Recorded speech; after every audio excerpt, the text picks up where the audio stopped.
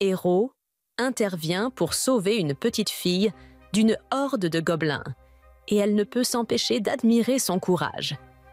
Quelques années plus tard, Lost, le héros, se rend à la guilde des aventuriers pour accepter une quête lorsqu'une dame lui propose de faire équipe.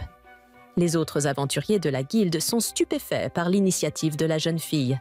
La fille propose de faire équipe avec Laust, après avoir vu son panneau demandant des recrues pour rejoindre son groupe. Elle se présente sous le nom de Narusina, disant à Laust qu'elle est une artiste martiale talentueuse, tandis que Laust se présente à son tour et lui dit qu'il est guérisseur, mais il doute encore de ses capacités. Amherst, une employée de la guilde, interrompt soudainement leur conversation et demande à Narusina si elle connaît l'identité de Laust. Elle l'informe que Laust est un guérisseur incompétent qui ne connaît que les sorts de base, malgré le fait qu'il ait grandi en tant qu'aventurier. Elle informe Narusina que Laust est un perdant, car, malgré ses années d'expérience en tant qu'aventurier, il n'a toujours pas appris de sorts de guérison avancés. Elle lui dit également que Laust a récemment été expulsé de son précédent groupe, car il n'a pas pu utiliser un sort de désintoxication pour sauver ses compagnons.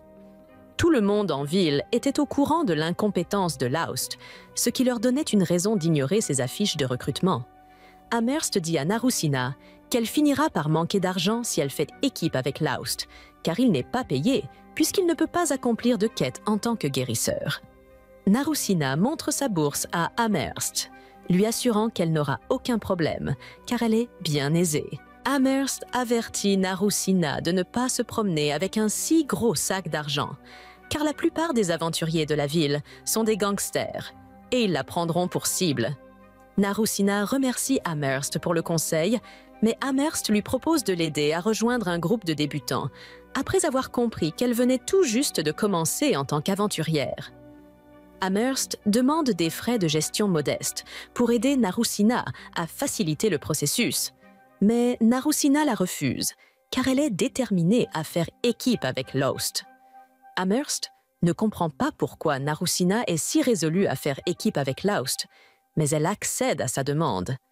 Elle leur remet un formulaire d'inscription au groupe, leur disant de le garder à portée de main pour pouvoir toujours s'y référer en cas de litige.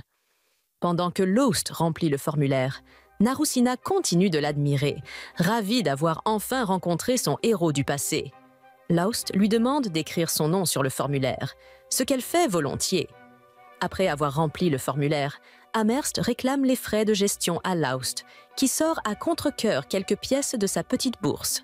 Amherst accepte volontiers les frais, tandis que Narusina est excitée d'être dans le même groupe que son héros. Il quitte la guilde pendant que Laust passe en revue les détails du labyrinthe de marmots. Personne n'a encore exploré ses profondeurs, donc il n'y a aucune information sur le type de monstre qui en est le maître. De nombreux aventuriers étaient curieux à propos du labyrinthe, faisant de Marmot la plus grande ville. Alors qu'ils se dirigent vers le labyrinthe, Narusena se demande s'ils sont qualifiés pour l'explorer, étant donné qu'ils viennent de former un groupe. Elle se souvient de l'avertissement d'Amherst, qui leur avait dit qu'ils ne pouvaient explorer que les prairies à l'ouest, puisque Narusena est encore novice. Laust sait que le conseil d'Amherst est raisonnable, car les monstres dans les prairies à l'ouest sont les plus faibles par rapport aux autres lieux autour de la ville. C'est un endroit adapté pour les débutants qui commencent leur aventure, mais Laust dit à Narusena que la prairie est si vaste que les monstres y apparaissent rarement. Il lui explique qu'il y a plus de monstres dans le labyrinthe et il les rassure en disant qu'ils ne seront pas blessés tant qu'ils ne s'enfoncent pas trop profondément. Les assurances de Laust convainquent Narusena. Ils arrivent à l'entrée du labyrinthe et sont sur le point d'entrer quand Narusena interrompt Laust. Elle lui dit qu'elle doit prendre les devants parce qu'elle est une artiste martiale et qu'il est un soigneur. Laust accepte son point de vue, car elle fait une suggestion logique. Narusena prend les devants et Laust la suit derrière, admirant son enthousiasme juvénile. Ils entrent dans le labyrinthe et, bien que Laust soit content que Narusena soit si motivée, il se demande si ses compétences en combat correspondent à son enthousiasme. Soudain, il rencontre des monstres dans le labyrinthe et Narusena les abat immédiatement, elle élimine les gobelins si facilement, essayant de montrer sa force pour impressionner Laust, qui la félicite pour sa puissance. Narcena reçoit avec joie ses éloges, heureuse d'être utile à son héros. Les monstres laissent tomber un objet que Laust lui montre fièrement. Il lui explique que les aventuriers gagnent leur vie en vendant les droits de monstres, comme les pierres magiques, à la guilde. Narcena se demande pourquoi la pierre magique est si précieuse pour la guilde, et il lui explique qu'ils utilisent la magie qui réside dans ces pierres. Laust taquine Narcena, lui faisant remarquer qu'elle en sait peu sur l'aventure, malgré ses prétentions d'être une aventurière. Narcena admet qu'elle n'est pas très douée en études, préférant une approche pratique. Ils rassemblent ensemble les pierres magiques, et Narcena se demande combien elle pourrait en tirer en les vendant. Mais Laust lui dit qu'elles ne valent pas grand-chose car elles proviennent de gobelins. Il lui explique que la seule façon d'obtenir des pierres plus précieuses est de vaincre des monstres plus puissants dans le labyrinthe. Laust est satisfait des droits qu'ils ont obtenus, car cela suffit à couvrir les dépenses du jour. Il demande à Narcena si elle souhaite explorer davantage le labyrinthe, et elle répond avec enthousiasme, lui disant qu'elle veut aller plus loin. Elle lui promet de le protéger en cas d'urgence, assurant qu'il ne lui arrivera aucun mal. Sa réponse convainc Laust, et il continue d'explorer le labyrinthe. Il marche dans les couloirs du labyrinthe lorsque Laust tire soudain Narcena en arrière. Narcena est tellement surprise qu'elle se demande ce qui s'est passé. Laust lui montre le sol du labyrinthe. Il montre que le sol est piégé et Narcena est impressionnée qu'il ait compris qu'il s'agissait d'un piège. Il lui fait remarquer que la couleur du sol est différente et Narcena lui dit qu'elle n'a pas remarqué. Elle se demande comment un guérisseur a pu trouver un piège, ce qui est censé être le travail d'un voleur. Et Laust lui répond que c'est grâce à l'expérience qu'il a acquise en travaillant depuis longtemps. Ils continuent d'explorer le labyrinthe et s'accroupissent pour éviter d'être vus par un demi-orc qui patrouille.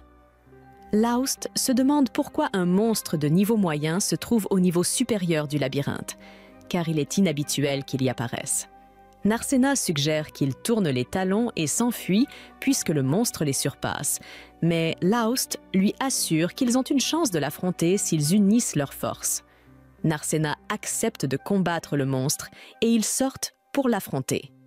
Narcena se précipite sur le monstre qui s'élance sur elle, mais elle esquive. Elle saute en l'air et donne un coup de pied au monstre, ce qui lui fait mal aux jambes car la peau du monstre ressemble à un mur de briques. Le monstre lève sa massue pour attaquer à nouveau et Narcena profite de la lenteur de ses mouvements. Elle esquive l'attaque du monstre, mais se laisse distraire par des débris volants qui l'égratignent. Le monstre attaque à nouveau et elle le bloque juste à temps pour éviter les dégâts. Mais le monstre la coince. Le monstre attaque en balançant sa massue une fois de plus, certain d'obtenir un coup garanti, et Narcena accepte sa défaite. Mais Laust intervient pour la sauver. Laust vainc le monstre avec son épée, déclenchant des souvenirs de la fois où il l'a sauvé il y a plusieurs années. Narcena se demande si Laust n'est qu'un guérisseur, et il lui répond qu'il a acquis beaucoup d'autres compétences, parce qu'il a été un aventurier pendant longtemps. Narcena est impressionnée par la variété de cette compétence, mais Laust remarque soudain qu'elle est blessée. Narcena lui dit de ne pas s'inquiéter car c'est une égratignure qui guérira en un rien de temps. Mais Laust lui répond que même les plus petites égratignures ont besoin d'être soignées. Il soigne sa blessure et la guérit immédiatement. Ils vont chercher la goutte du demi-orc, et Narcena est impressionnée par la taille de la pierre magique du monstre par rapport à celle des gobelins. Laust est content que la pierre magique rapporte un bon prix car elle a une forte teneur en magie. Il demande à Narcena ce qu'elle veut faire ensuite, suggérant qu'ils retournent en arrière puisqu'ils ont obtenu tant de pierres magiques. Mais Narcena lui dit qu'elle est encore capable de se battre. Ils décident de continuer à chasser les monstres tant que Narcena déborde d'énergie. Après leur exploration, ils retournent à la guilde avec les pierres magiques et Amherst est surprise qu'ils aient vaincu autant de monstres en seulement une demi-journée. Elle se rend compte que Laust a emmené Narcena dans le labyrinthe, au lieu de l'emmener dans les prairies comme on le lui avait suggéré. Elle reproche à Laust d'avoir emmené Narcena au niveau intermédiaire du labyrinthe, car c'est le seul moyen d'obtenir une pierre magique demi-orque. Mais Lost lui répond qu'ils n'ont exploré que les niveaux supérieurs. Narcena le soutient en disant à Amherst que Lost ne l'a pas laissé explorer le labyrinthe plus loin que le niveau supérieur, malgré son insistance. Convaincu de l'innocence de Lost, Amherst accepte volontiers les pierres magiques et se rend joyeusement à l'arrière pour régler leur paiement. Narcena se demande pourquoi Amherst est si heureuse et Lost lui explique que les employés de la guilde reçoivent une augmentation lorsqu'ils rendent les pierres magiques rapportées par les aventuriers dont ils sont responsables. La suite d'Amherst incite Narcena à travailler plus dur pour obtenir plus de pierres magiques, afin qu'ils puissent toujours obtenir une augmentation à la guilde. Elle remet à Lost leur paiement et Lost est surpris par la somme qu'ils obtiennent en une seule expédition. Lost n'arrive toujours pas à croire que les pierres magiques lui rapportent autant d'argent, car le paiement est 10 fois supérieur à ceux qu'il a jamais gagnés, même s'il le divise en deux et donne sa part à Narcena. Il s'aperçoit soudain que son ancien parti l'a lourdement arnaqué. Amherst le fait remarquer à Narcena, qui est furieuse, et lui rappelle qu'elle était censée aider à régler les différends monétaires entre les membres du parti. Amherst lui dit qu'ils peuvent intervenir si Lost paie les frais, mais Lost décide de laisser tomber parce qu'il a maintenant un nouveau parti. Il décide d'oublier le passé et de se concentrer sur son nouveau groupe. Il quitte la guilde, mais en beauté. Le maître de la guilde sort de sa chambre et les observe en silence. Amherst fait joyeusement l'inventaire des pierres magiques qu'elle possède, quand Handsome la surprend soudain. Il lui demande si elle a aidé Lost à trouver un nouveau parti, et elle lui répond qu'elle ne peut pas convaincre qui que ce soit de faire équipe avec Lost, car tout le monde sait que c'est un imposteur. Elle l'informe que Narcena a décidé de faire équipe avec Lost, parce qu'elle ressentait un lien particulier avec lui. Handsome obtient d'Amherst une description de Narusina et la laisse à ses pierres magiques. Lost et Narusina entrent dans une auberge et le serveur les accueille. Le serveur reconnaît Narcena comme le nouveau membre du groupe de Lost, et Lost est surpris que la nouvelle de son partenariat avec Narcena se soit déjà répandue dans toute la ville. Le serveur lui dit que tout le monde a été surpris que quelqu'un d'aussi incompétent que lui ait pu obtenir un nouveau membre du parti. Lost ignore le coup porté à sa réputation et réserve un dîner et une chambre.